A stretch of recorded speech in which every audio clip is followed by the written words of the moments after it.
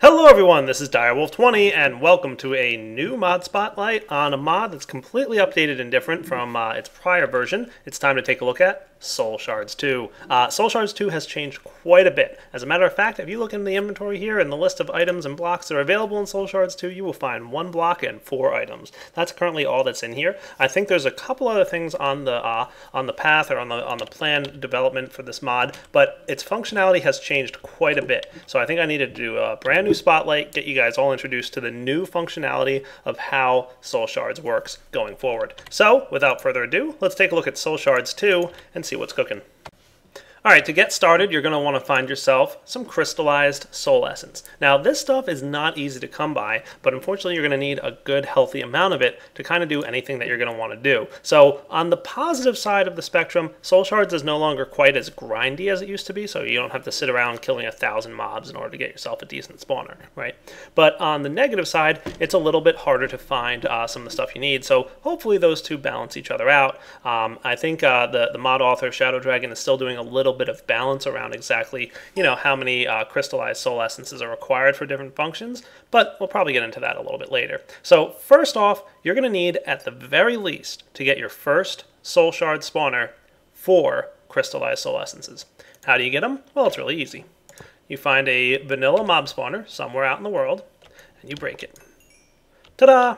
Once you've broken that thing, you get yourself your first crystallized soul essence. So we're going to need 4 of these in total. So typically, you're not going to be able to lay them down and get them that easily. You're going to have to run around and find some spawners, which are not that easy.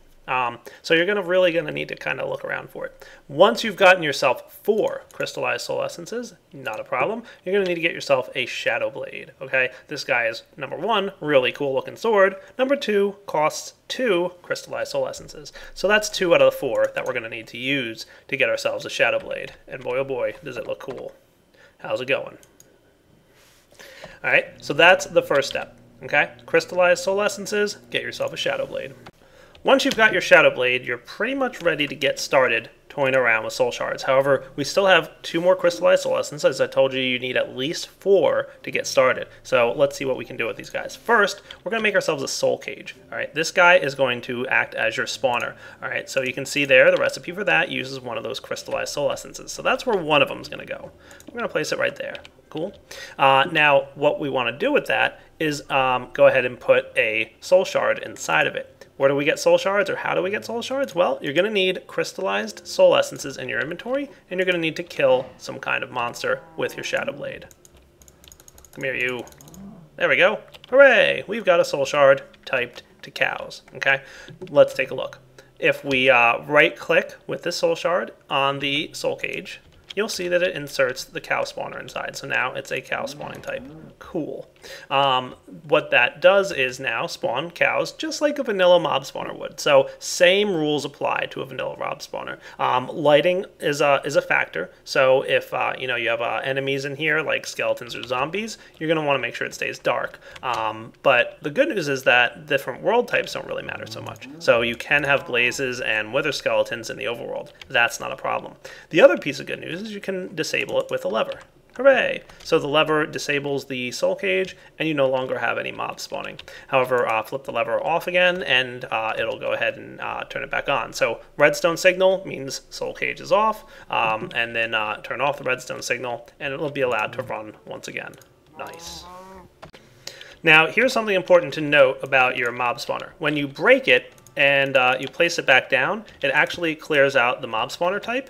There's currently a little bit of a visual glitch that doesn't show it actually clearing, but when you do a block update nearby or something like that, I flipped the lever and you saw that it did that. It gone ahead and cleared it out. So breaking the cage and then placing it back down causes it to clear it out. But don't worry, because you don't lose your soul shard for the cow. So you can see here that I'm able to just create another one, and as many as I want, as a matter of fact, which is kind of cool. Again, like I said, visual glitch. There we go. See?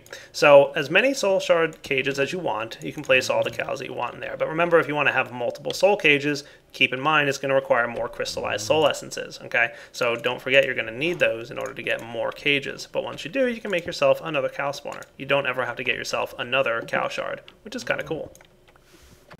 So that's how things work if you're going to go ahead and, do things like passive mobs. Most passive mobs require 1 Crystallized Soul Essence to store the power of the mob. But unfortunately, guys, tougher mobs require more mob essences. And I want to say, I'm not positive about this, but just looking at the short list that Shadow Dragon gave me, I'm pretty sure the maximum is 5. And things like blazes, skeletons, and a couple other mobs do require up to 5 of these things. Holy cow. So let's see, I've got 6 in my inventory. Boom. Now I've got 1 in my inventory, Crystallized Soul Essence, and I've got the Soul Shard for Blaze. Now, like I said, the good news is, now that I've got a Blaze Soul Shard, I can kind of reuse it as often as I want to get all the blazes I need. But like I said, the downside, you're going to need 5 of these things in order to get yourself a blaze essence. Okay, so that's a pretty large number. You're going to need to find 5 mob spawners out in the world, but that's all right. Other things like